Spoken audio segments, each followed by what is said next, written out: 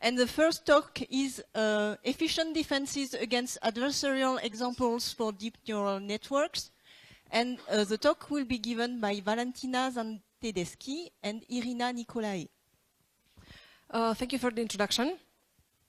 I will follow up on that by saying that Valentina is a third-year PhD student doing her research in machine learning at the University of Jean Monnet in Saint-Étienne. This summer she did her internship with us in IBM Research in Dublin, and now we will present the project that we did together. So first of all, I think what you are most used to see in your field is how machine learning can be applied to solve different security tasks. And this has proven some success on some tasks and has created some controversies on others because maybe people were expecting great performance, which was not met. But in this talk, we'll be doing things the other way around. That is, we will be speaking about some security problems of machine learning. So first of all, some generalities, just to set the problem. In machine learning, what we are trying to obtain are prediction models. These models are based on data, and they are obtained through a process of training, which is basically you provide to your model past data, consider in this case images, and with the expected output that you would like your prediction model to offer.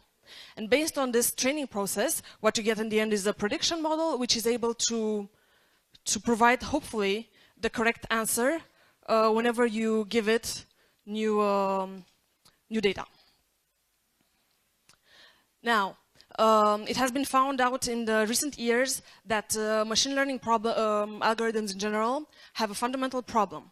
That is, once you've overcome the training step and you are using the model in practice, what happens is that an attacker can use some noisy input to make your model fail in practice. So consider this example. You have the picture of a panda, which is classified correctly with a high degree of confidence, 84%. Now, look at the image in the right. I would say that you cannot say that this is not exactly the same image as the original one, but this one will be misclassified as a monkey with, again, pretty high degree of confidence. Now, what changed between the two of them is the fact that this noise has been added to the image. Again, you cannot see this, but it will completely make the model fail, and in some cases we go from almost close to 100% correct responses from the prediction model almost close to 0%. Now, what I would like for you to notice is that this noise that is added in the middle in order to make models fail is not random noise. Prediction models are generally pretty robust to random noise, but this noise here has been crafted especially to make the model fail. Now, why is this important? There are many types of applications that are currently in the process of being developed and that will be used in the following years. So if you consider self-driving cars, here we have a task of image segmentation where we would like to recognize to some extent to which class the pixels in an image are part of.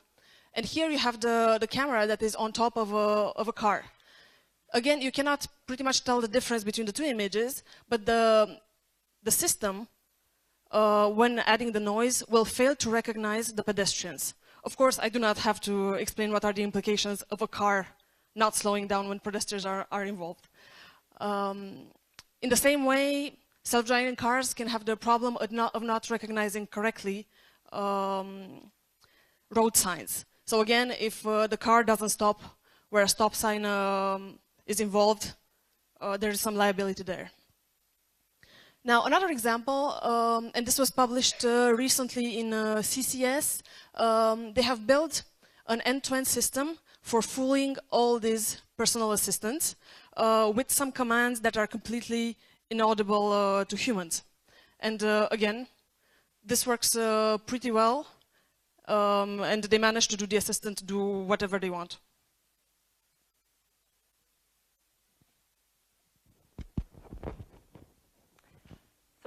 in order to understand why these machine learning models are affected by these vulnerabilities, we're going to need to go into the details of the structure and how the machine learning models work.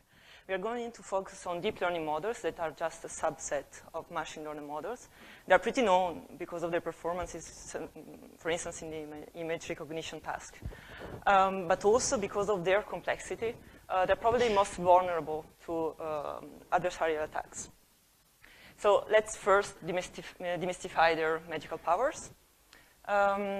Classical neural networks consist of neurons interconnected to each other and grouped by layers.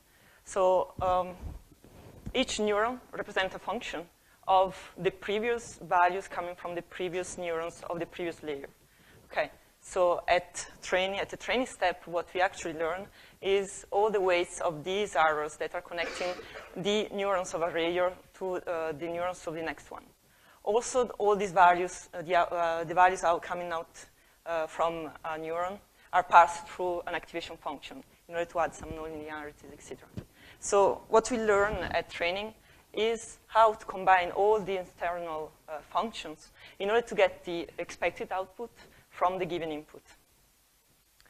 At prediction phase, what happens is that we present this, for instance, this image to the network, and the values are propagated from the input layer here through the network using the weights that we just learned in a previous phase, and we'll get an output here. Here, the neuron corresponding to, each neuron here corresponds to a class, and we retain as the prediction class, the predicted class, the neuron with the highest score. In this case, the giant panda. So what happens when we present an adversarial image, like in this case, to the network? Here we can see that there is no important difference between this image and the original one. So we are expecting the network, the model, to react the same way, to have the same prediction. But in this case, we have a monkey prediction.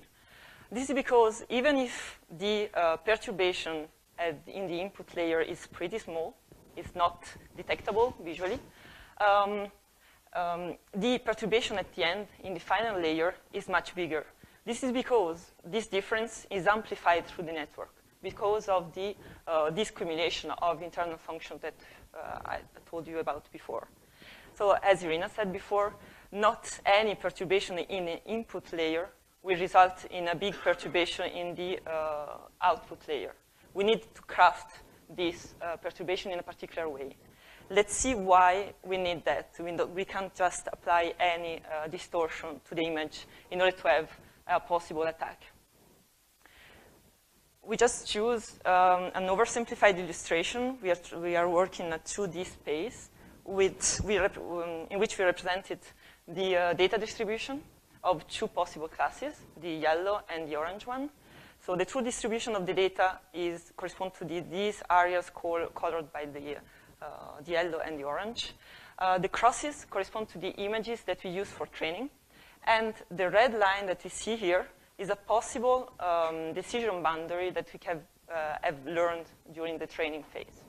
So we can see, so this decision boundary means that whatever is above that line will be predicted as the yellow class for the model, and whatever is below it will be predicted as the orange class. So as you can see here, there is a discrepancy between what is learned, what is predicted by the model, and the true distribution of the data. And this region here is where we have all our troubles. As a matter of fact, the adversarial examples occur in this area, and a possible attacker would try to modify one of these, the crosses here, in order to make them grow towards and across the prediction boundary, so that the model will be fooled on that example. All these examples here will be predicted as yellow class, but they are actually from the orange class. But so what an attacker will try to do is to apply the smallest perturbation in order to make these, in order to find these regions and also to make the adversarial not detectable visually in the case of the images, or also statistically. So this is why we couldn't just apply any random transformation, for instance, to this point. Because if you take any random transformation, first, we are not sure that the resulting image will lie in this region of the space. Maybe it would still be inside on the right side of the decision boundary. And also, we will not be sure to have the smallest perturbation.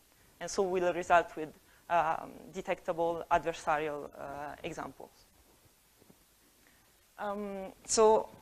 The problem at the end boils down to find an X prime, the adversarial example, that is pretty close to the original one, X, but that is able to fool the model to have a different output at the prediction. In the literature, there are different attacks, different approximations of this original problem. The first two that you can see here in the table are fixed budget attacks. They are the fastest, and they are pretty effective. The second one just differs from the first one because before applying in the first method, we just apply small perturbation in a random direction around the inputs. And it has been shown to be stronger than the first attack. The last three attacks that we see here are stronger because they allow to find smaller perturbations of the inputs. So they are much more difficult to detect. But also, they're, of course, more computationally expensive. But let's see how we could defend from these attacks. What we'd like to do is, okay, if the problem is that we have these kind of regions in the input space that are underrepresented, why not just learn our model using a bigger data set, using a data set that will be the sum of the original examples and the adversarial examples crafted using the learned model. So the adversarial, this defense procedure called adversarial training, consists in training first a first model that will correspond to this, to the red line we saw before, using the original data set, craft some adversarial examples using that model, and then retrain the model on an augmented data set. So at the end, we'll try to correct the decision boundary, have a better one.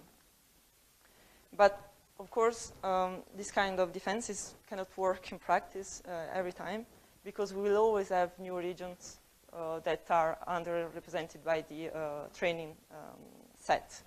Maybe we cannot see it here in a 2D illustration, but we usually have to deal with bigger spaces with much more dimensions. If you think of any picture who has much more pixels than 2. Other defenses, so the first two defenses that I just described, are based on this principle: train the model, craft adversarials, retrain the model on a bigger data set. But then there are other defenses that consist in pre-processing for instance, the inputs that are presented to the model before training and also before every prediction phase. For instance, by squeezing the input domain or applying some transformation to the pictures. And also we can pre-process the outputs, the expected outputs that we use for training the model. Now that we have the entire background and we see the state of the art for the attacks and for the defenses, I can talk about our methods that we propose to make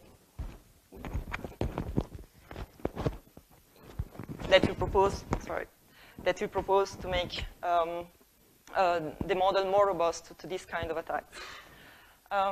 So we tackled two different problems. The problem that we just saw, that we cannot really discover all the adversarial directions in the space, in the input space, and also this cumulative effect that that it happens in the neural networks. So our first contribution is to say, instead of learning our model on the original training set, why not try to learn it with an augmented data set that will contain also some noisy images. Okay? What we do is to draw some random perturbations around an original point following a Gaussian distribution. So because we use the Gaussian distribution, we are most likely to have to draw points around the original point, and as we go farther from the center of the distribution, we will have less and less points drawn. In this way, we are able to discover the neighborhoods around the points, and somehow smooth the decisions of the model. The second contribution consists in try to control these cumulative effects in the neural networks, because what we use at the end, classically at the end of each neuron, is this activation function that will return a 0 value if the value at the input of the neuron is negative, and we return the exact same value if the value is positive. But if you want to control the amount of perturbation that is accumulated through the network, we can simply bound the maximal value that a neuron can return, for instance, by this constant t. So let's compare our contributions to the state-of-the-art defenses. First of all, by considering the overhead that is added to at training and prediction phase. So we can say that our model, our contribution don't have much overhead at training, because we need to train the model only once, unlike for adversarial training where we need to train the model twice. And also, drawing points following the Gaussian distribution is much cheaper than crafting adversarial tags. Also, we don't need to propose the input, we don't need to propose the output. And at the prediction, we don't need to propose the input, we just apply the original examples, and we don't have any loss in performances.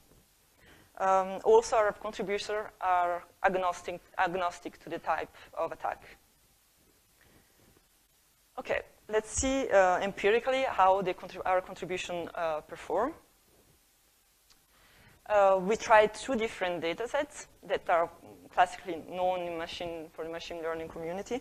MNIST dataset that is constituted of images of digits, handwritten digits. The task will be to recognize the digit in the image. And also a dataset of RGB images, for which the task will be to recognize one of the 10 objects that are in the picture. What we train are convolution neural networks that are classically used for this kind of task, for image recognition tasks. We consider 2 different settings, the black box one and the white box one. For the black box one, the attacker will have access only to the inputs and the outputs used for training the model. But for the white box one, we'll have much stronger attacks because the attacker will have access also to the kind of architecture that is used for prediction and to the exact values of the parameters learned during the training. So we'll have access to all the information as possible. The steps will consist in train the model with the different defenses, generate attacks against those models with these 2 different settings, and we'll then compare the performances of the different models defended by the different defenses. First of all, we want to try to see if the resulting amount of perturbation that is needed to add to the image has been increased. As a matter of fact, so what we used is the 10 first images of the data set that are in this green box here. We attack the model without the defenses and with our defenses. and with 3 different attacks. So the code on the left here would be the examples that can fool a model without defenses. And the column on the right will be the examples, the minimal perturbation will be added to the example, the original one, in order to fool the model trained with our defenses. So we can see that at the end, what we obtain when we attack our model with our defenses is something that is much more different from the original examples, and it's also much more detectable visually and statistically. So in this sense, we can say that our defenses are better than no defenses. Also, we evaluated the accuracy of the model, meaning the number of times the model had the right prediction presented with the examples. We evaluate the accuracy with respect to this epsilon that corresponds to the budget of the 2 attacks here. So the budget will mean that if you have 0 here, no perturbation is added to the pixels of the picture. And going towards 1, epsilon equal 1 will correspond to a switched value for that pixel. So the maximal modification that we can apply to a pixel. Our defenses here are represented by these 2 lines with CNN plus GDA, Gaussian data augmentation with ReLU. And we can see that using our defenses, the model is much more robust for these 2 attacks. And this is for the dataset CIFAR 10. For the black box setting, we'll have also better accuracy than the state of the art.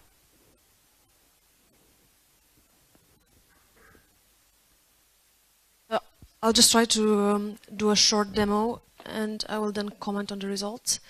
So we have a web interface where you could upload photos. And I will explain this right away. So as much as we would like to show you how to train a model or how to defend it, those are procedures that take a huge amount of time. What indeed we can show you, on the other hand, is how to craft an adversarial attack, because this is much faster, so it was in the order of a second. So what I did here is to choose a machine learning model. It's a standard model you can find on the internet. Uploaded an image and then chose here the size of the budget that we give to the attack as a perturbation. So what we get in the end is this bird, which is correctly classified. I can tell you it's correctly classified. It's a magpie with 91%. And by applying the noise, which in this case you can see as I put a pretty high budget on it, it gets classified as a jigsaw puzzle. The noise that was applied in between is this, and well, you can see just a bit here the shape of the bird in the noise that was applied. Now, this was the FGSM attack, which is one of the fastest one, but you saw anyway that it took a while to get the response. But also what you can see maybe is that the change is not too subtle. You kind of can see a background model here. And what we can also take a look at is what the classification model is focusing on when making the decision. So when making the correct decision, this is the area that interests the model the most. And well, when going for the jigsaw puzzle, it's more this other area.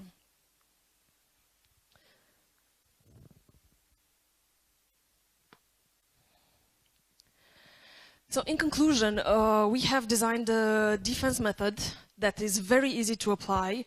You don't need to be a machine learning expert. The functions that we have used are available in any machine learning library. Our defense has overall better performance than other defense methods and does not add almost any overhead for training and no overhead at all for prediction. I think more the takeaway message for you is that maybe machine learning is not ready at this stage to being applied to major real-world applications without the proper security added on top, especially when important decisions, say national security or something like that, are based on the algorithm. Now, the demo I have shown you and the experiments were done with our in-house attacks and defenses library, which is soon to be open sourced. And if you're interested in more details about the paper, you have the link over there. So thank you, and if you have any questions, we're ready to take them now. Thank you.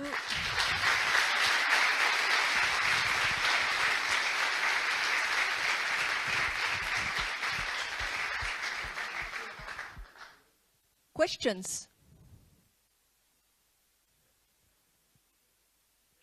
Ah, sorry.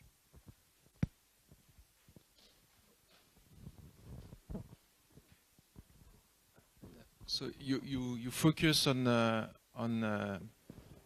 upgrading the samples or changing the samples. Are there any experiment done with changing the model itself, complexifying it in order to make it more robust to this kind of perturbation?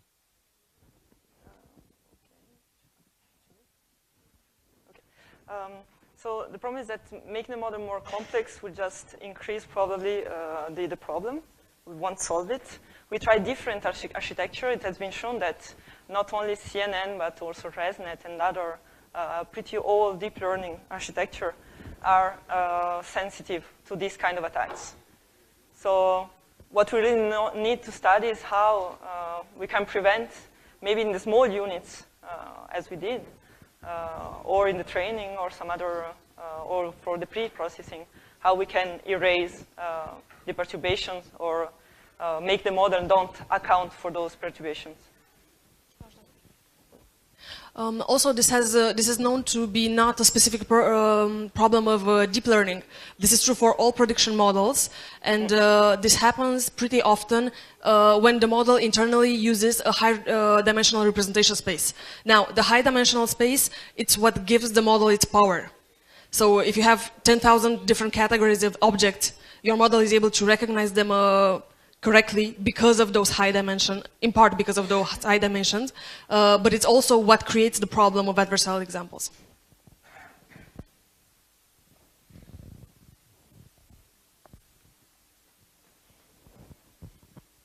Hello, can you go to the slide number 30? Yeah. Can you explain what happened with number 2 and number 0? You see on the third column, number 2, it has no significant changes in your protected. And in the fifth column, the 0 is exactly the same. It falls out of the line completely. It means that a perturbation that is not visually detectable was enough to fool the model. Yeah, I know. But oh, sorry. you shown this sign, you know, the road sign, the stop. There was a slide with adversarial image and a normal one. So does it mean that your algorithm will not work on some letters, for example? And you cannot protect some road signs with this algorithm just because you cannot?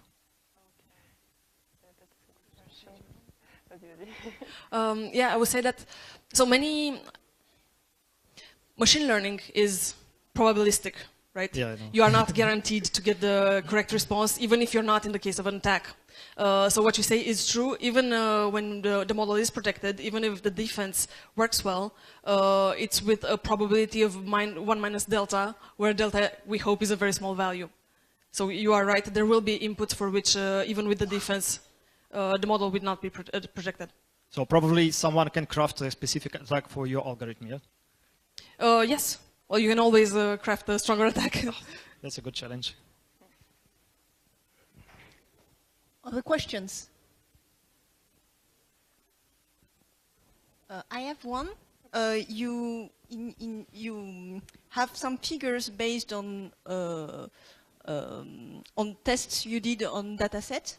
I was wondering, because of the drawings you did on the two different types, you know, with this yellow dataset and orange dataset, if there is a way to some way compute some kind of distance of value or error that is remaining with your method, or? With our method, it's not possible. Actually, it's not possible anyhow, because it has been shown that as we increase the number of dimensions of the input space, the distances lose their significance. So they don't mean anything anymore. So it's a big problem. So the only way to get some values is by doing tests? By doing the tests on datasets? Oh, yes. Yeah. Okay. Thank you again, and we'll go to the next talk.